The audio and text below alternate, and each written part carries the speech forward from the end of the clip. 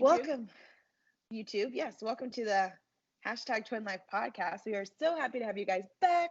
If it is your first time, or if you've watched us a million times and still haven't subscribed or shared or liked or comment, please do all the above. And then shoot on over to our Instagram page and follow us as well. And then if you guys love watching us, but you also maybe just want to listen to the podcast, you can listen to us anywhere you listen to your podcasts, specifically Apple Podcasts, Spotify, iHeartRadio, just to name a few. So, yeah. But with that, we are going to get ready to record. So, Woo! whoop. All right. All right. What's up, Twin? Hey, Twin. How are you doing? I'm good. How are you? Good. It's pretty good here in San Diego. I mean, it's beautiful weather. It's been kind of hot for us, which is like in the mid 80s is kind of hot for us, but it's been nice. Phoenix is still in school. Nothing's really changed as far as like quarantine. Everything is still Chuck it on. outside only dining, and nothing really is open. Some theme parks reopened, I guess. They shut everything back down. I forgot they Yeah. did that. Everything's back to phase 1? Well, it's not phase 1, it's phase 2 technically. So like, okay, you can still, like, phase 1 was like nothing was open, right? So phase 2 is like we're back to dining in only.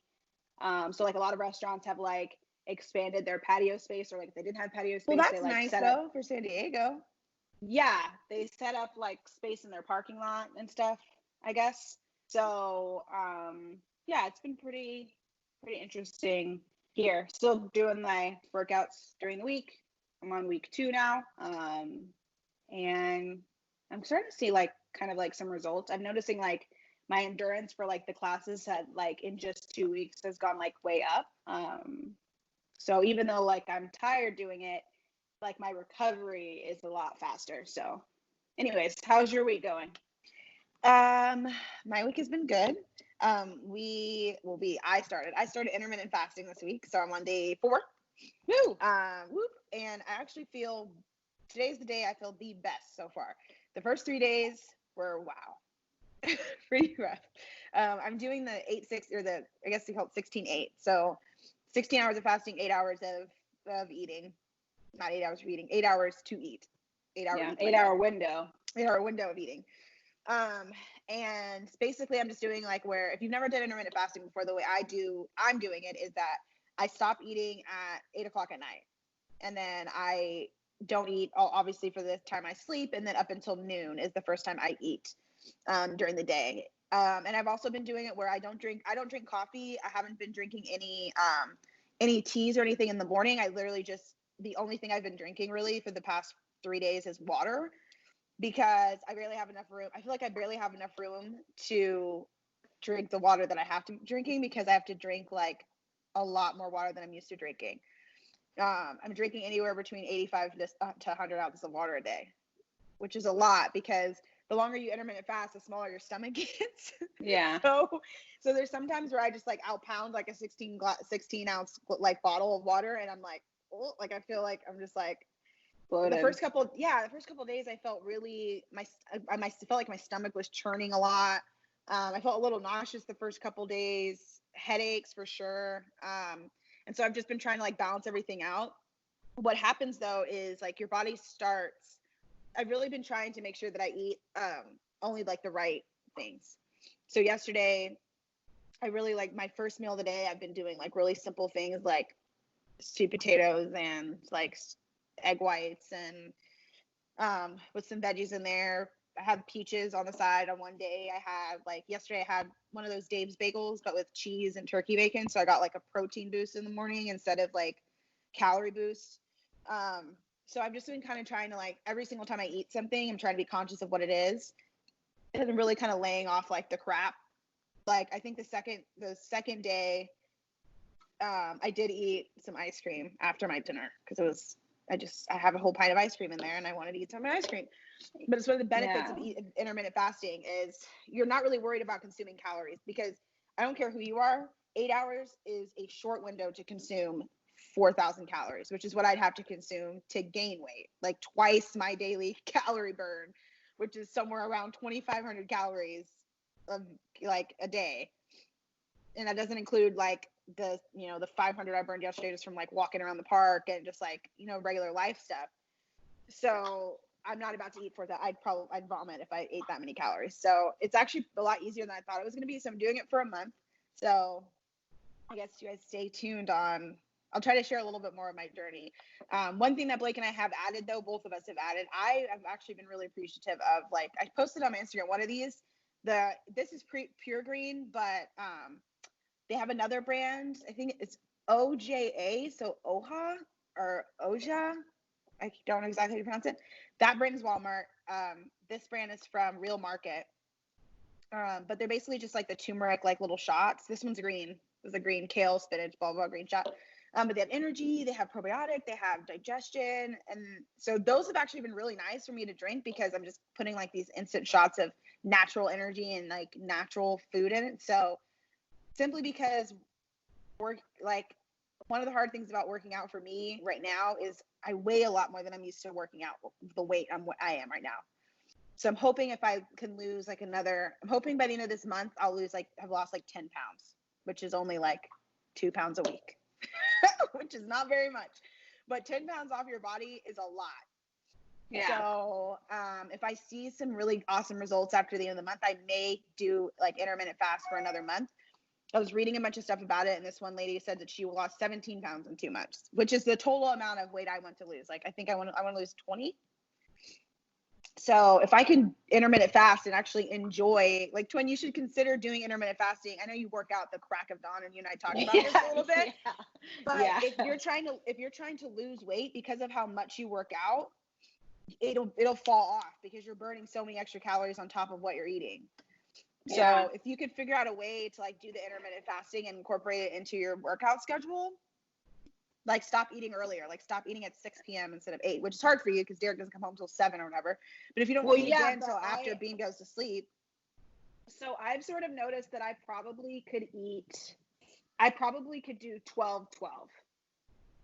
It would be really hard for me to do 16-8 right now because after doing a workout, and like even right before we started this, I was telling you, I was like, I have to eat something because like I was just starting to like start shaking and like I can't, and I'm sure my body would get used to it, but I'm very much of the mindset of like, as soon as I'm done working out, I need to immediately get my body full of like things that it needs to like, build function, muscle and like lean out and like all that stuff. Like I can't just like, I couldn't,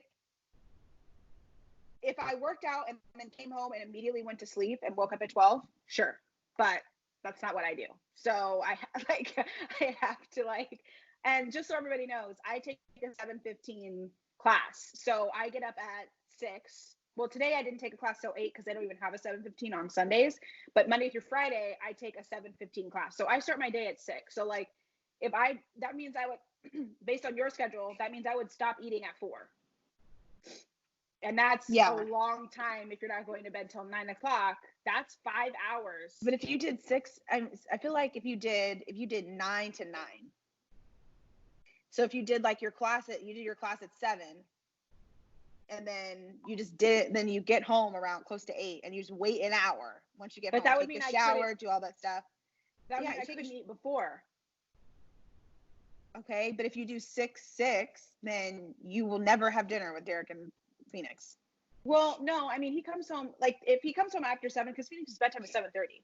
So the majority of the time, we eat between 6 and 6:30, whether or not Derek is there or not.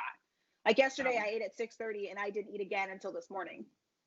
Oh, okay. Well, then, that's what you should do. You should do 6 to 6. Yeah, but I've 12 also noted, 12 is like the easier one.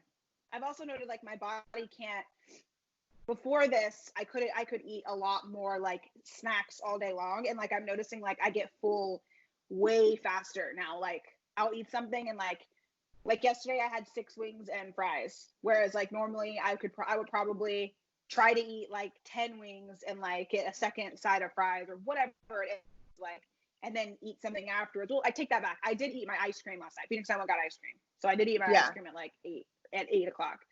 So but yeah, I don't know. I just like it. So exactly. I feel like for you, like you burn so many calories, you work out. I saw Ashley, so nerd thing, but Ashley hit her 7 days in a row workout thing. I saw it. It came up on my watch alert this morning. So when you're working out as much as she's working out, you should eat, like, intermittent fasting would just be an added bonus to help you, like, and honestly, it's not for you. It wouldn't be that much different. Like 12 and 12, you sleep 8 hours, so it's not that many more. Like not that many. You just stop eating. I think you're probably already kind of doing it. Yeah, because if you I think I am. But if you just, if you make a conscious decision, like I would say, make a conscious decision to do it and see if it changes anything that you do. Like if you look at the clock and it's 7, you're like, I'm not gonna go eat that bowl of ice cream right now, or like whatever. And that's kind of, for me, I was like so worried. I was like, oh my God, 8 o'clock. Like that's like I like to like sit and eat my popcorn as I watch it. Blake and I are watching our movie at 9 or whatever. Which I just is not necessary for me to do. Yeah. So drink a green tea instead. Or drink a peppermint tea. Well, I drink I have this Sleepy Time peach tea that I've been drinking, that I drank last night. So I actually really enjoyed that. So that at night I will drink some tea. If I get like a craving to eat something, I will drink some tea. And Blake and I have also been trying to not go to bed past 10, because we've been going to bed at like midnight, and Landon's been coming in at freaking 2 o'clock in the morning wanting like some juice or whatever at 2 a.m. And it's a lot, 2 or 3 o'clock in the morning. It's a lot easier to get up with your kid at 3 a.m. when you've been asleep for 6 hours. Yeah. That's 6 hours. 11, 12, 1, 2, 3. Yeah. So it's like 5 hours. And when we were going to bed at midnight and Landon would come in at 2, it was like we were done. Just fell asleep. The day is done. Like no, there's no anything getting done. We're both exhausted and cranky for the entire day. But anyway, so I will try to keep you guys posted more on our social medias about, my whole intermittent fasting journey. But so far it's going pretty good. I actually also have decided, I know how much I weigh, around how much I weigh. And so I'm not gonna weigh myself till September 5th, because I'm not gonna weigh myself throughout the week. And then because some people are like, well, you should weigh yourself like once a week so you can see like the whole point of intermittent fasting is to listen to your body's natural rhythms. And this is something that I actually could do like forever, because of the system it is. Like I just don't ever eat after 8. I don't need to eat after 8. Yeah. And I don't necessarily skip breakfast. I just don't eat during breakfast time. I eat at noon. And I have breakfast. So it's definitely something I could keep up. And what's also started happening is I'm trying to find things to kill those hours in the morning, because I still get up at 7 or 8 or whatever time. So I still have lots of hours of being awake. So I've been getting up and I've been like, instead of taking a shower or whatever, putting makeup on, cleaning, whatever things I would do normally, like after I ate in the morning, I've just been doing those. And then I look up and I'm like, oh, I only got an hour till I can eat. Great. Awesome. Like, So, but anyways, okay. So we have a couple of really, really juicy did you sees that we want to get into. And do you want to do with yours at first, or do you want to do mine first? I'll do mine first, because mine is like, I feel like we'll talk more about yours than mine. So, okay. If you guys haven't seen out there, there's basically this video that went viral of this mom posting on Instagram about the Trolls doll Poppy. So if you haven't seen Trolls, Poppy is basically the little lead character. She's like the pink troll. She's so cute. Yeah, it's a really, really good movie. And so her character is like very bubbly and like, they have all these cute, like super out there, like happiness things, like rainbows, and like they do a pinky promise, and like there's this big explosion of like and they do hug time, glitter hug time. Yeah, hug time, like all this stuff, right? So it's a really, really cute movie. So this mom posted on Instagram a video of the doll that she had bought her daughter. And on the box it says that when you press her belly, that she sings and whatever, which is great, because that's what Poppy does. She sings. Typical dolls, like dogs that sing, you push their belly or shake their hand or whatever, right? Yeah. So what she wasn't aware of was that there's also a button that is basically right on where Poppy's vagina would be. It's kind of vagina or butthole. It's like in that general area. Yeah. So basically, the mom was like, well, this is kind of weird. So if you look on the box, like very small in the box, it says that when you sit Poppy down, that she makes these noises that are like woo or like woohoo or whatever. So she was bothered by this because obviously you press buttons. Right. So with everything going on with like the sex trafficking, and people talking about grooming children, to have a desensitization to sexual things, like sexual, like adults doing sexual things towards them or whatever. It's sort of become this thing where like people are like, this doll is ridiculous. It actually ended up being recalled, I believe. Oh, they did? Yeah, don't quote me on that, but I remember reading something that said like they have pulled the doll back off the market, or there's a request to pull it back off the market and just move the button somewhere else. Like, why? And if you guys don't like, we obviously try to link everything in the description. So if you go in the description, you can find the link to the video or just Google it because it's everywhere. The thing I will say about it is that Mattel came out and said, or was it Mattel or Hasbro? Hasbro came out and said that is not the intention of the button. Like they said, it is to be it's because if you sit her down, then she makes these noises. And I guess somebody in that room must not have been a parent, because that is clear as day, like a weird move to me. Like, I think what we should do is we should post it in our story, and just see what people get. Yeah, to see, like, to get people's thoughts, because to me it was just such a weird, like, it's such a weird thing that I just, as soon as I saw it, I was just like, that's weird. And then Ashley and I were like, let's see if it's not just us. So we showed it to Blake, and before we even said anything, he thought it was weird. So like, it's the fact that nobody in this room of like brilliant, quote unquote, like marketing minds thought that this was a weird thing, to me is like, it just shocks me. Like, why do you not have like Molly the mom? There we're gonna hashtag Molly mom. Hashtag Molly mom. Everybody should have Molly mom and Jamal the intern in your office at all times, because especially if you're marketing things to children, or in Jamal's case, any person of color, you really should have people, diversity and beliefs and whatever. So we cover all these boundaries. I just don't, it just really shocks me that nobody thought that this was weird before it got out there. Like, I don't understand how these things get out there, like nooses on runways, and like, how does nobody see this and go, I don't know, not a good idea, don't put it out there. Like, or honestly, this is the thing too, I think, is I honestly think that sometimes people do things like that, like marketing reps let things like that slide so they can get clicks, they can get publicity. They let crazy stuff slide so that they can, like, now everybody's gonna be talking about freaking Hasbro toys and Trolls, and now people are like, I've never seen Trolls, I'm gonna go watch the movie. Like, it stirs up all this stuff, so you release crazy stuff, and then you get all this publicity on it, But I mean, to me, I'm sure people are gonna be like, well, it's just because your minds are nasty and that's just where you go immediately. And I'm like, no, it's not that. It's not like, if I had a daughter and I gave her that doll, it wouldn't be an explanation of like, and honestly, if I had a daughter that was Phoenix's age, he would say to me, because he's very aware of where all of our parts are, he would be like, oh, there's a button on her vagina. Like, is this her vagina, Mom? That's what he would say to me. You know what I'm saying? Now I'm like, oh my gosh, like, now I have to explain to my son. As much as Landon, and like I was saying this, like, as much as Landon has started to emulate Blake and I, like, if Blake smacks my butt, Landon wants to do it. Like, he just emulates all the things that we do now. So to me, if you have a doll, and like, as a parent, a lot of times the way you show and explain things is like, you show them to them on their action figures, their dolls, like, try to explain it to them in that way, or their stuffed animals or whatever. So if I'm like trying, like, if Landon is to push a button on some girl doll's freaking hoo-ha or butt, then he's thinking that, oh, I just push people's butts. Like, that's a thing. No, it's not a thing. It should not be a thing that you just walk around and putting your finger on people's butts. That's not a thing. Yeah. So that's my thought as a parent. Like, and those are things, honestly, at 25 years old, which is probably quite a bit of the marketing team right now, who are either single, not parent millennials that are in this marketing office, probably haven't thought that far ahead because they're not parents yet.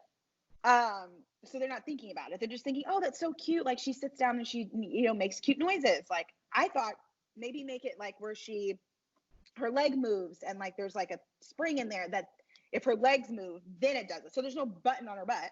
She just still, like, when her legs come up, she makes a sound. Yeah. Like, and I thought, whatever. and I thought, or bend, not come up, but bend. Yeah. And I think when we were talking about this before, I was like, they could have just put underwear on her that can't come off. So when she sits down, it's not a button. It's just she sits and it makes these noise. There's still something to me a little bit sexual about sitting and making noises. Just is. I mean, to me, it's just, it should have been her hands or like something. Or her feet. Brush her hair. Why couldn't it just been on the bottom of her feet? Yeah. I don't know. Honestly, to me, all the toys, the kids' toys I've seen, I've not once seen a button on their butt. Hands, foot, stomach, never on their butt. So y'all been making toys too long to be making stupid mistakes. But anyways, yeah. On to the other one, the juicier one. I feel like of the few that did you see? So if you haven't heard anything about this or don't know who this is, Maddie Ziegler is a phenomenal young dancer. She got her kind of fame. I feel like people say that she got her fame on Dance Moms. I think she got her fame Sia's video. Sia's video. Yeah, the Sia's video. She's done 2 videos with Sia. She did one with Shia LaBeouf, and she did one before that, where she's in the house. She's in the house.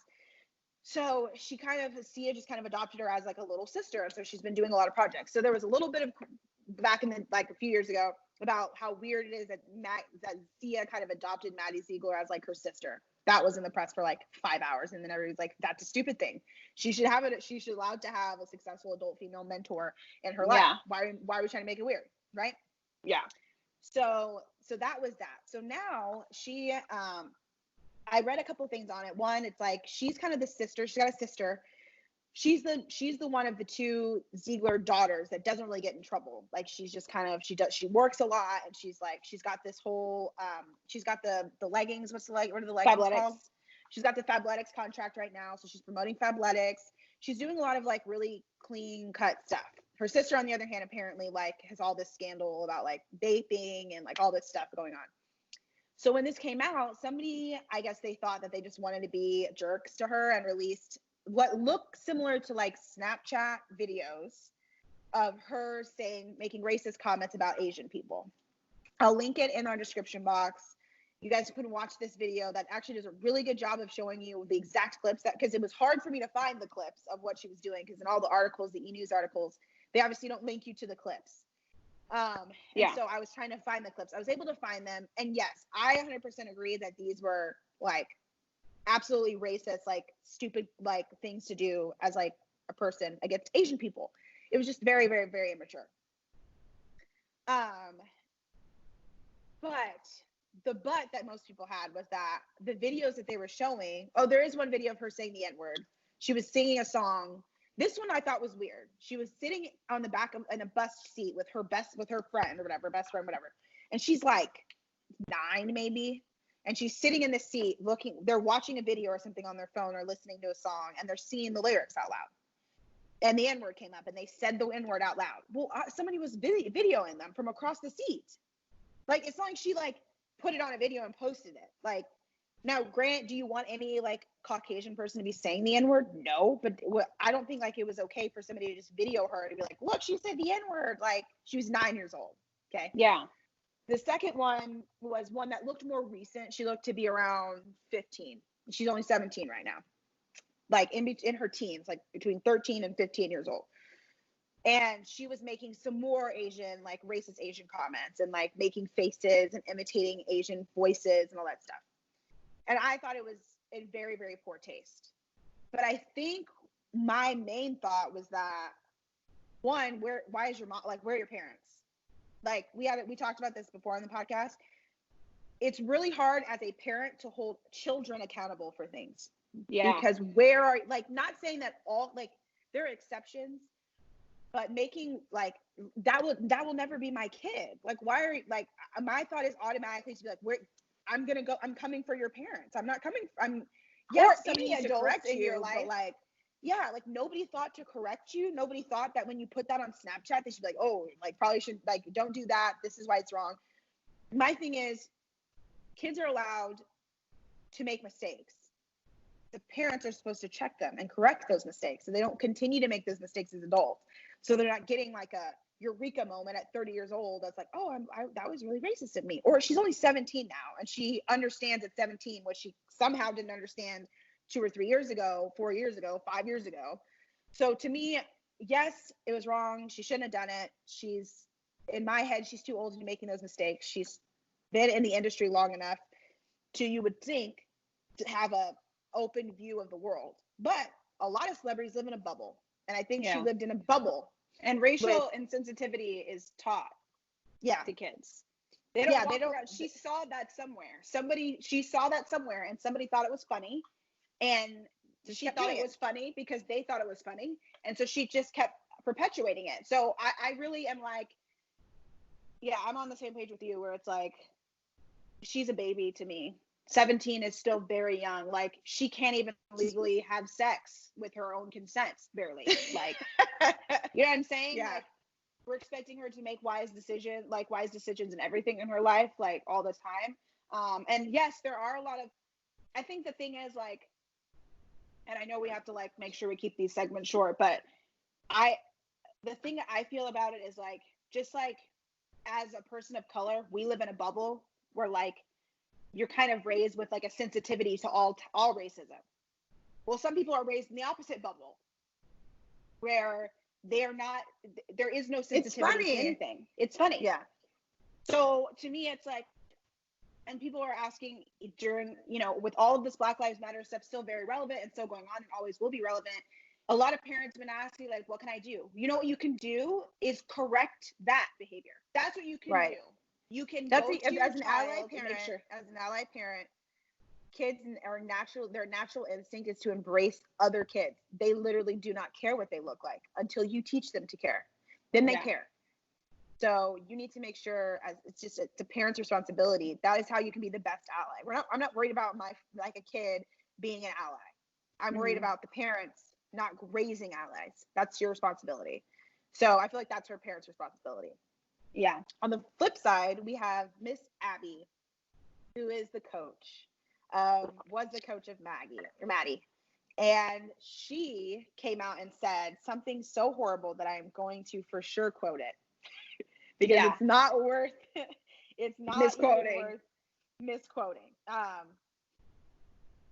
Okay, so there was a mom on Dance Moms that said that had an African American daughter that was in Abby's class, and the mom, Abby, basically posted a blacked out square on her Instagram that's now deleted, and the mom just felt like, well, this is the perfect time for me to respond to your behavior, because she ended up taking her daughter out of the class. Mm-hmm. And if you guys don't know about the blacked out square, that was a few weeks ago on Tuesday, where people were blacking out their Instagrams to leave space for people of color to promote theirs, and basically to override the algorithm was the purpose of that. Okay, so I'm looking for the exact quote. Okay, keep talking about the topic while I look it up. Yeah, okay. So I mean, you and I kind of talked about this already, but she basically says something super racially insensitive, and having a girl in the class, which I guess from what I remember, like, to paraphrase the quote, she says something about the fact that, you don't know anything because you grew up like in a bad area or something. Yeah. Here's the quote. It says, I know. Okay, so a statement from her that sticks in my mind. This is the mom. She's writing this. She wrote this on Abby's Instagram. A statement from her that sticks in my mind to this day during my time as a Dance Mom season 8 is, this is quoting Abby. I know you grew up in the hood with only a box of 8 crayons, but I grew up in the country club with a box of 64. Don't be stupid. And then she said, like, Smith responded, that's the name of the mom's last name. This to me shows that you think you are better than me and in higher rank and altogether superior to me. This to me shows that you don't give an F about me or where I come from. So doesn't she continue to say something about the only reason that her daughter was there was because of diversity, and to not get it twisted? Oh yeah. Do you want me to tell you why you are here? LOL, as if I didn't know. She continued, let me remind you what you said in case you forgot. You told me to look in the mirror. That's the only reason you are here.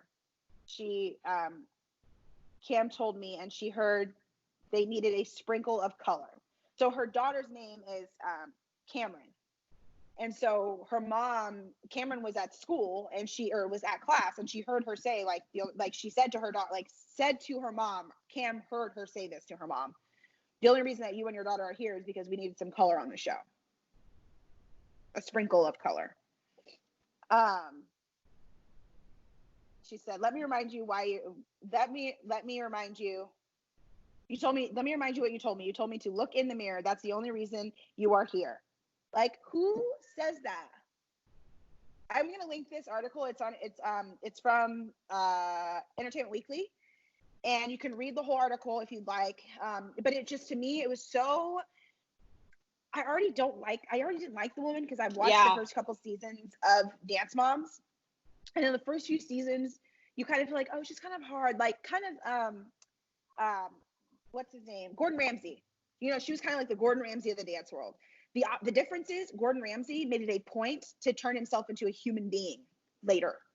Like, he took vulnerable moments to relate to the kitchens, to the chefs that he worked with. He always talks about his family. He brought his kids on the show, his wife. Like, he does a cooking series on YouTube where it's him and his kids cooking in his kitchen at his house, and they make dinner every night, and he does a video of it. So he has humanized himself so much. So, like, even people thought, well, he's evil and he's a horrible person and he's just so mean, blah, blah, blah. Well, he was like, no, I really want people to see me as, like, the person that I am. The only thing that we could relate to with Abby was that she had cancer, and we're supposed to just obviously we feel bad for you because you're sick. But season 8 was after she was sick. So she was sick, almost died of cancer, and then came back and was just a hateful, spiteful woman now in a wheelchair, instead of being like a kind, sweet soul that really had like an awakening. Went through something. Went through something. Yeah.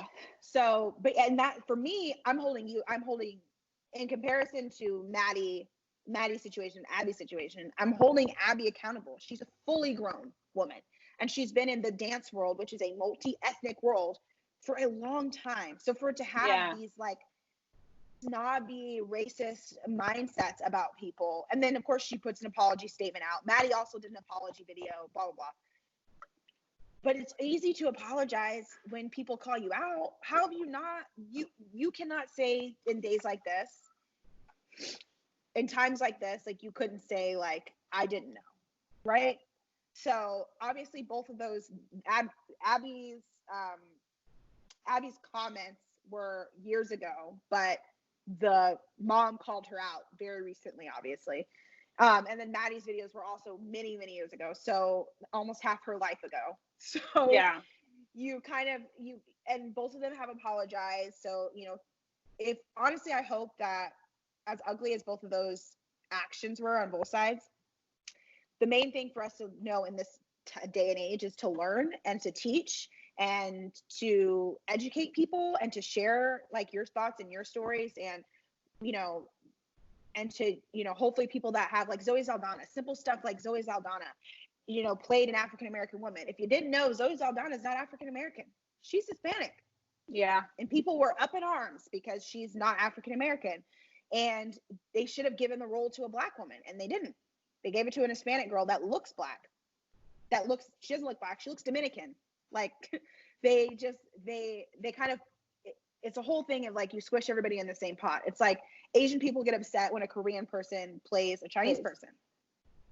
Rightfully so. They should. Like, or when Jennifer Lopez played Selena. Selena is not Puerto Rican. Jennifer Lopez is Puerto Rican. Like, to do all those things, like, people just get very sensitive of that.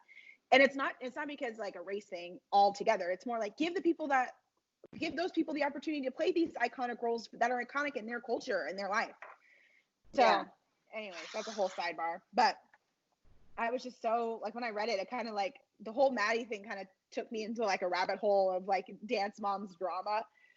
So I was able to dig that up, but it's just really sad, I guess, to hear people still having that mindset. Still people that are, like, influential voices and people. Abby actually ended up losing her contract with Lifetime because she was supposed to have, I don't think it was another season of Dance Moms, but it was another, like, dance type show, like something having to do more with, like, her life in depth. I think it was supposed to be, like, her journey through cancer or something like that, like, very much about her, and she lost that contract because of this. So yeah, So anyways, just to clarify, Selena is Argentinian and Puerto Rican. Okay. You said that Jennifer Lopez played her, and Selena's not Puerto Rican, and Jennifer Lopez is Puerto Rican. So Selena is Puerto Rican and Argentinian? Yeah, so she's Puerto Rican and Argentinian. So I understand your point, but that's so then why do people get so upset about it? I think they got upset because Jennifer Lopez at the time was not known for being able to sing. So like they were just like, Jennifer Lopez is like not a great example of Selena's talents. Whereas now I think that Selena has an amazing voice, and Jennifer Lopez did her best to sing like her. Yeah. But yeah, so all your other examples were good, but I was like, I'm pretty sure that she is Puerto Rican. But yeah. Anyways, all right. So our topic this week, which I think is a good, like, our segue about parenting is a good segue because the topic this week is about, choices that some parents make that aren't that great sometimes. So basically, there is this new trend going around with COVID, and parents are deciding to go to, and if I think it's the right name of it, is called. Sorry, hold on. I'm gonna pause you because this is gonna bug me now because I know people were super upset about her playing Selena. Yeah. Okay. This article says when Lopez first landed the role in 1996, the scars from Selena's death in 1995 were still fresh. Along with that came backlash about Lopez being cast in the role, among reasons that she wasn't the right kind of Latina. I know a few people were protesting, but in Corpus Christi, Selena's hometown, everyone has really been supportive.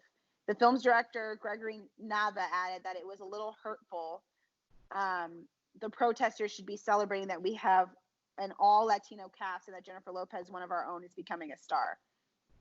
So I guess like she had to go on like a tour to try to show people that she was worth Latin enough. Yeah, it's on biography.com. Interesting. And it's like the story of Jennifer Lopez playing Selena. Very interesting. Okay, I'm gonna paste this article so that we have it for. So if anybody's interested in that, why people did it? Because Jennifer Lopez was fantastic as Selena. She was like her doppelganger in this movie. And I think now people really, really appreciate and see her as an iconic person that played Selena. But apparently, right back then, people really did not want her to play Selena. So she kind of had to go on like a tour of like country and like show I people remember that there was a big controversy because Jennifer Lopez has been known to not really speak Spanish that well, so she's like had to learn as an adult. What it is. And I think that like Selena like was fully Latina. Yeah. So I think maybe that was what I don't know. We're not. Yeah, because also too, like Selena's from Corpus Christi and Jennifer Lopez is from New York. So Jennifer Lopez is more of New Yorker. Like she's a New Yorker Latina. She's not like if you've ever been to the south of Texas, those are Mexican, like south of California, south of Texas, South Arizona. Those are Mexican people down there. She's Puerto Rican, but they're very Latina focused, like Latino focused. Yeah, the culture. Latinx, I guess it's Latinx now. Latinx focused. Yeah. And it's not obviously it's like it's a totally different kind of thing in New York. So I guess they just thought that maybe if J-Lo would have been from the South, maybe they would have liked her better as a choice. Anyways, okay, so I'm sorry. Let's get back to our topic. So exposure parties is our topic. Yes, so that's what it's called, exposure parties. And basically, I think parents. So this was the thing. When we first talked about it, a lot of parents do this where, like, if you have multiple siblings and somebody gets the chickenpox, say you want to expose everybody to chickenpox, so you just deal with it for 1 or 2 weeks, and then you don't have to worry about having consecutive weeks of everybody getting chickenpox, right? So that's very common. Like I never got the chickenpox, but you did, and still don't know how Ashley didn't get the chickenpox. No idea. But like mom would put us in the same bed, she'd put us in bed, we'd still sleep in the same bed, just so to try to get me to get it, so that I could build up the antibodies and then not get it as an adult, right? Instead, I ended up with 3 chickenpox vaccinations, whatever. So that, I think that is people's idea for COVID. Now, I think that coronavirus /COVID is 19 is way too dangerous to be just out here sending our 5-year-olds off to a COVID exposure party to hang out with other kids that have coronavirus. I don't understand why, knowing it's one thing if you decide to send your kid to like a social distance gathering or even a non-social distance gathering where they're wearing masks and like you choose to do that, because at this point, let's be real, people are done social distancing. Like a lot of people are over it. Like I just went to lunch with my friend the other day and we wore masks when we were in and we hugged goodbye. Like like people are getting to the point where like those boundaries are like, people are just like, okay, look, man, like, I mean, it is what it is, you know? We're ready to get back to our life, sort of. But that's one thing. This is not the same. And I think it wouldn't even make sense like if there's the flu going around. Nobody's out here taking their kids in January to a flu exposure party to expose their kids to the flu.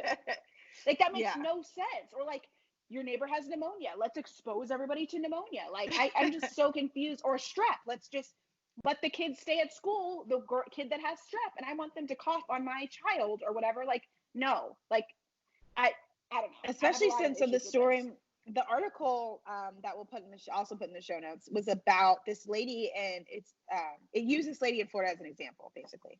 And she decided that it was a good idea to send her daughter to a church event with no masks, not social distancing, any of the guidelines that the CDC told us to do. She may have probably washed her hands when she went to the bathroom. That's about it. And her daughter ended up, and she was also giving her daughter hydrochloroquine. Isn't that how you say it, hydrochloroquine? To help to combat COVID. Well, the hydrochloroquine is, people have been comparing it to chemo, like chemo, the medication form of chemo, not the radiation form. Like there's actual chemotherapy pills that you give people. That they give cancer patients. So it's very similar to that, basically, in the way that it just completely just tears down your entire system. It just kills everything in its path. So she was taking this to protect herself from it, and then her mom put her out there to get COVID, and she got COVID, and then this little girl died. And her mom thought it was just a great idea to just like send her daughter with, you know, zero cares and just be like, well, she's gonna be fine. Well, this daughter also had a pre-existing condition as well, but the percentage of children that are dying of COVID is less than 1%. Like a lot less, like 0.03% of kids dying. It's less than that of them getting seriously ill.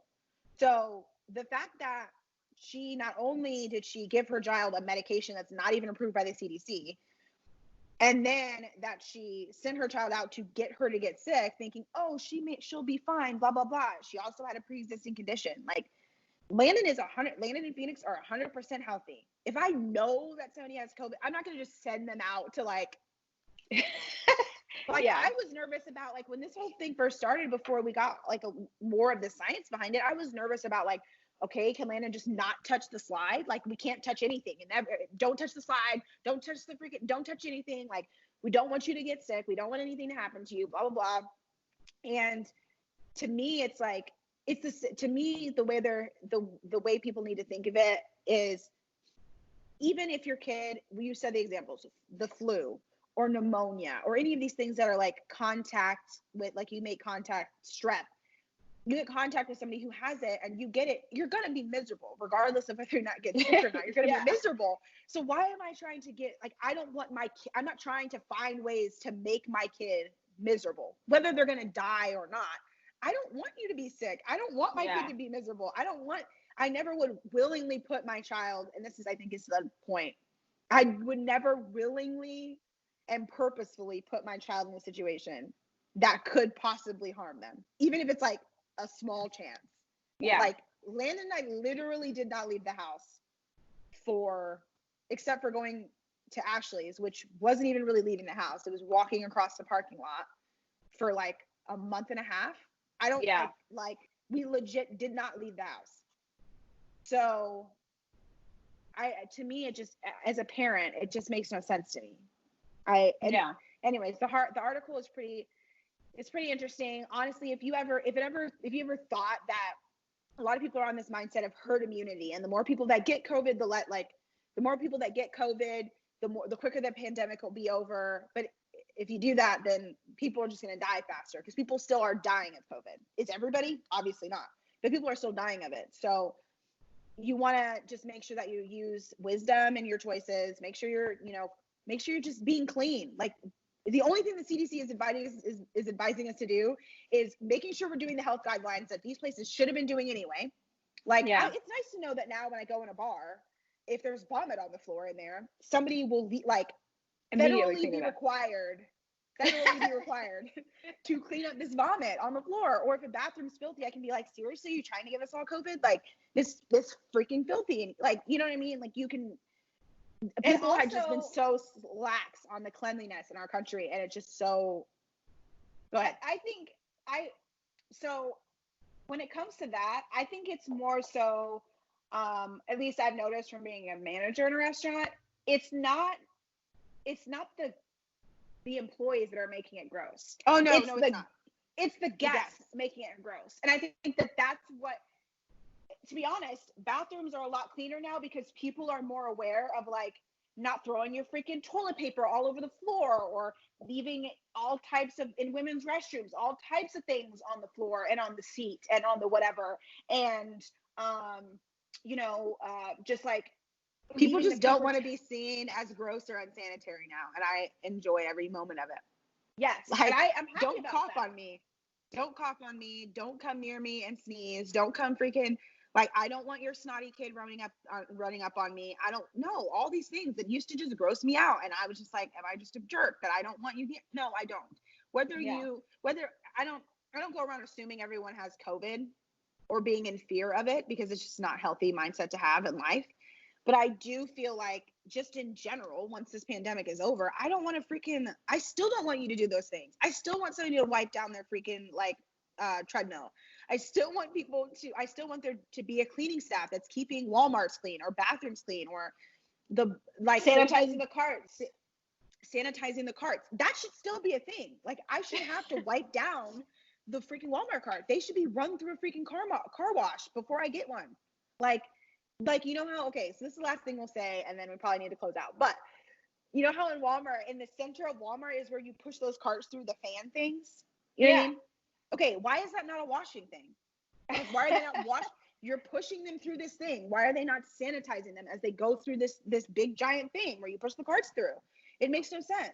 If you've never seen this before, it's not at every Walmart, but there are lots of Walmarts that have like a center space between the outdoor and the indoor where the guy when they're returning the cart thing, it's indoor cart return. Yeah. And it could be, it's like a garage. Turn that thing into a freaking car wash. People would be so happy to have fresh, clean carts every time they went to the store and not have to use the sanitizer wipes that who knows if they actually are. I put sanitizer on my hand from Walmart and it was so sticky. It felt like soap. I'm like literally using Landon's baby wipe to wipe off this sanitizer. Listen, what are you doing? I was like, this sanitizer is not drying on my hands. It's gross. If it does not evaporate off your hands and your hands aren't dry when you use it, it's probably not actual sanitizer. So, anyways, I guess, and on that, my closing thought is, don't be dumb, people. Please don't put your kids out there trying to don't try to get them sick. Do what is in your power and your skill to keep them from getting sick, because even though a lot of kids are just getting sick and being okay, we don't want them to pass it to somebody else's kid or some who could give it to their parent or their grandparent or somebody in their life that means a lot to them. So if COVID teaches us anything, to have more empathy for other people and, care a little bit more. Cleaner. Be cleaner, have more empathy, care a little bit more about everyone else, not just yourself, but definitely be cleaner. As a whole. Just be cleaner. Yeah, just wash your hands. Make your kid wash their hands. Don't let your kid, oh my gosh. Okay, so I'm going to say this and then I promise we can be done. But Phoenix's old preschool that he went to, the same one where he got sliced across the face, that preschool. Oh, I remember going into school before COVID. So this was last year, the middle of the year. I remember going to school one time and this little girl, about 3 or 4 years old, visibly had snot running down her face. Oh, you told me. You told me that when you came home. You're so. And when I tell you, I wanted to shower after I left. I was just and they have hand sanitizer. When you come in and out, I put hand sanitizer on me, hand sanitizer on Phoenix, and I was like, I would be How can you let this kid be here? Visibly snot running down their nose. And, Phoenix has not really been sick since we switched him to a different school. And I think it's because their standard of like, hey, no, your kid's sick, bye, is higher. And so anyways, thankfully we've stopped doing that because that was disgusting and irresponsible then. And I get that parents had to work, and hopefully one thing that will change. But hopefully now, like even just, okay, so Blake had to go to the hospital a while ago, almost a year ago now. And when I called work to be like, hey, Blake's going to the hospital, I have to stay home with my kid. These 19, 20-year-old girls were like, well, somebody's got to open. Well, my butt is not opening. And then when I tried to get the sick leave, they're like, well, it's not your spouse. Right, because we're not legally married yet. But it is my kid. Like, it's my son. I have to care for him and watch him also, but watch him. Like, yeah. Anyways, okay. We won't get into the whole politics of how the government doesn't prioritize family care. That is, yes. Yeah. Our topic next week, which we don't normally know, but our topic next week is going to be about this kind of crisis right now with mothers and no childcare and how that's affecting women. So on that note, we love you guys. Thank you so much for listening. If you haven't already, please subscribe, hit the bell so that you're aware of any new episode, or if you're listening to the audio version on Apple Podcast or Spotify, please follow us on Spotify and on Apple Podcast, leave a review, and hopefully hit that 5 star, so that other people can find us and more podcasts like us. So if that's everything, it was fun talking to you, twin. I guess we'll talk as always. We will talk later next week, and yes, bye. See you guys soon. Bye.